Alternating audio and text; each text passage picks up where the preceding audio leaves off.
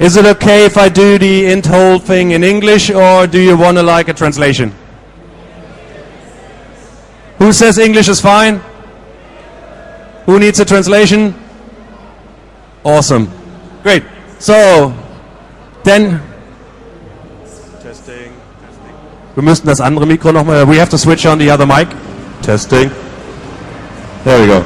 So, Daniel, you've been here last year. You've been back again.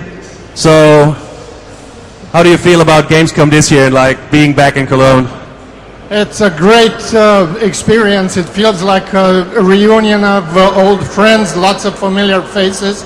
It's like coming back to a family reunion. But let's not get in the habit of doing it much longer. So anyway, thank you so much for coming in such great numbers. Thank you for all your support and for your patience. I want to assure you in the name of all developers back home that we are really working hard to get this game out there to you. We are not dragging our feet. It's a very intense period in the development cycle. It's just that we want to do it right, and we do not want to disappoint you. We do not want to drop the ball on qualities and on the last stretch. So that's why, you know, it may take a little longer than initially anticipated way back then, but the wait is going to be well worth it. Hey Keka, it's the first time that we flew you out to a European show, so how are you feeling about being here at Gamescom? This is unbelievable. To see it face to face and to actually see it happen, I can't describe it. Man, it's just awesome to be here. So, but we're not here to do small talk, right? So we're here to talk art. Actually, thank you, Dave. David Kempelman, ladies and gentlemen. So, what we will do, I will basically talk a little bit, you guys, about the general pros. I mean, we've seen this awesome new beautiful trailer again, like showcasing the way we want our art style to be. Why don't the two of you just a little bit, very quickly, as quick as possible, reiterate why are we doing this, and what is the philosophy behind doing this painterly, handcrafted style? Yeah, we've talked about this before, last year and the year before that. Again, we're sticking to our belief that the style of our game should be unique, should set us apart from the competition, and we decided to go this painterly, handcrafted route, which appears to resonate really well with our audience, and we truly appreciate the fact that our audience seems to be receptive and open to a more unique, different way of visual storittelling. So yeah, Keka, I mean, you like the lead of the concept art. It's what he said. That's what he's. No, you're not getting off that easy. Really? So, in how far is basically concept art? I mean, this is the final product we see, and a lot of this is animated concept art. But in how far does what actually is a concept artist doing? I mean, there's people always say, oh yeah, it's an artist, but we have so many different teams, like animators, people who make the actually characters, but it all starts with concept art, I guess.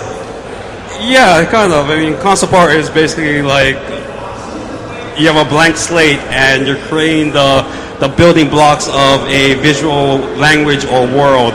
So whenever we have say the Sylvari, and then the designers and the writers are coming up with this story about the Sylvari, the concept artists are looking at how do we build that culture, that people, so that it can be actually created and made real, so people can interact with it, can resonate with it emotionally, can look at it and believe it.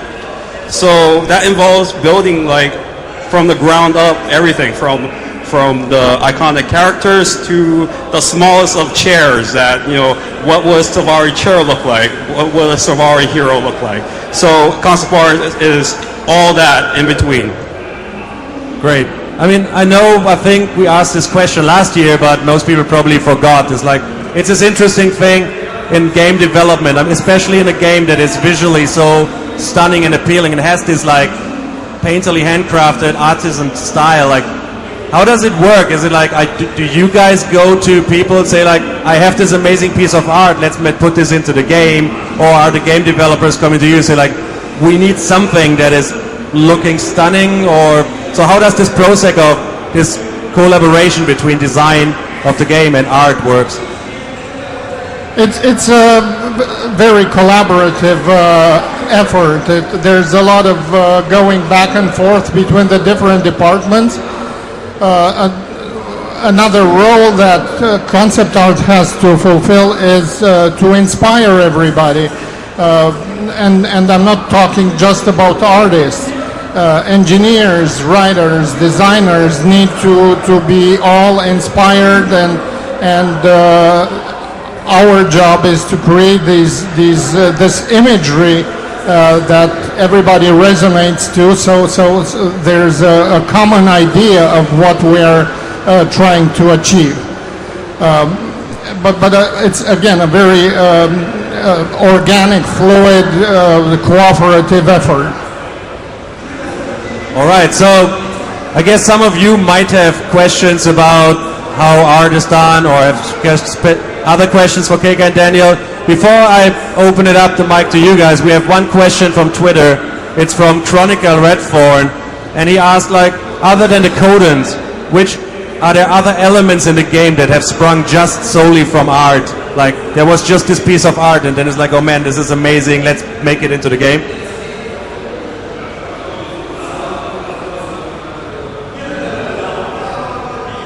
The boss Garon Balefire was a random concept I drew, and they made it into a boss. It wasn't really anything.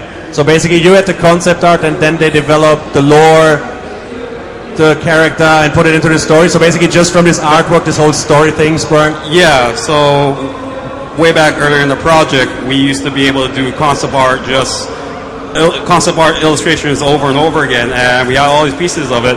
And the pieces that resonated with the writers and the designers, got slotted into the story and the lore, like the Kodan and the abilities of like the Flame Legion.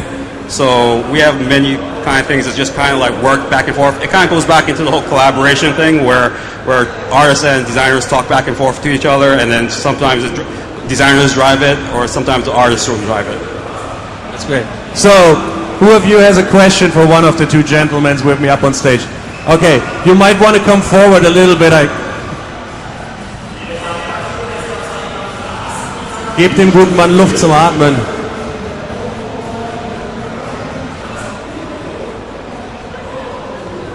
Deutsch or German or English? Hello guys, congratulations on winning your Grandmaster and Master Awards not too long ago. My question is, the concept art process and the conceptual design, did that stop at some point and then you focused on the in-game art assets, or is the conceptual design ongoing throughout the entire process? There's concept art happens at multiple levels of zoom, if you will. Early on, we start with what we call inspirational pieces. We had we were in the fortunate situation while the designers were still wrapping up Eye of the North. Art was more or less done, so we had a little bit of a head start, and then in that period we generated a huge library of imagery and ideas, and so that was kind of a material that we used as a conversation starter with design and engineering, to figure out where we want to take the Guild Wars 2. But as soon as the high-level ideas are agreed upon, we kind of zoom in and get more specific and make a lot of fine-tuning and course corrections, and we adapt these ideas to the realities of what is feasible. And then we continue to zoom in, very much like Kekai said, all the way to, mundane objects that you need as set dressing in an environment. So the focus shifts back and forth from, way out, zoomed way out, high level, all the way to the lowest level of granularity. Anybody else got a question? Noch jemand eine Frage?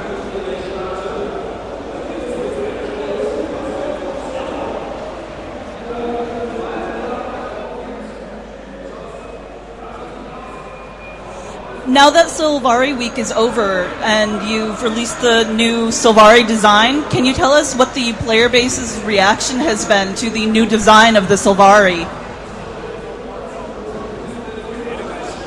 So the question was, like, after we redesigned the Sylvari, tell me if I'm wrong. After we redesigned the Sylvari, like, what was it about the reaction we got to the redesign? Yeah.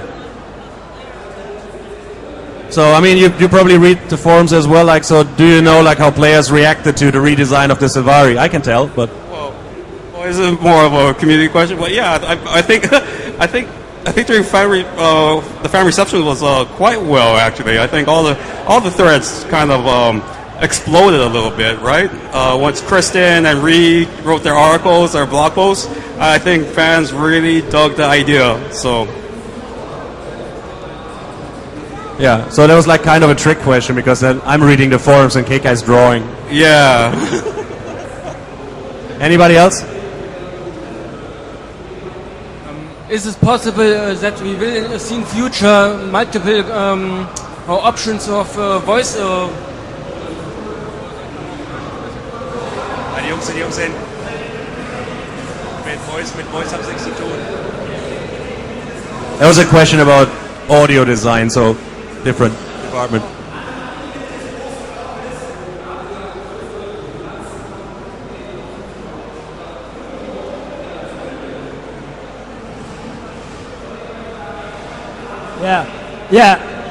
Do you have any advice for art students and game art students for the future and concept art or aspiring artists? Sure, and I think we'll both take turns answering this question because Kekai is much younger, and closer to your age, and he's been more recently through this. My only advice to people interested in getting into the games industry through concept art is work as much as you possibly can. There are really no shortcuts. There's no, magic formula or silver bullet. No substitute for hard work, and I mean crazy hard work. Even guys like Kekai, who's leading the department, and other by now really well-established concept artists on our team. You cannot imagine the amount of work and the long hours they put into it, and it doesn't stop. At the end of business hours, they do it evenings and weekends just to keep themselves, in shape, so to speak. And that's the only advice I can give you. Maybe Kekai knows some magic formulas that I'm not aware of. So. No, there's no magic formulas for you. Sorry, man. What? Hey. Perhaps do you have any advice for schools teaching in game art and concept art? That's always an interesting question, especially when I talk to Europeans, because the United States is a lot different than Europe and everything. But a lot of things that are happening in the United States is there are established schools, and they are noticing that game art and design is actually a viable course curriculum. But at the same time, ever since the internet really took off, you can find a lot of information about game art and maybe not design so much, but a lot of game art is online. There are like satellite schools being created by artists to teach students how to do game art. So, and these are popping up in mostly like the centers of gaming, of the gaming world, of the gaming industry, which is like basically Seattle, some in San Francisco, and a lot in LA. But that is only from the U.S. point of view. I'm not too sure how things work in the greater Europe. So, yeah. You're welcome.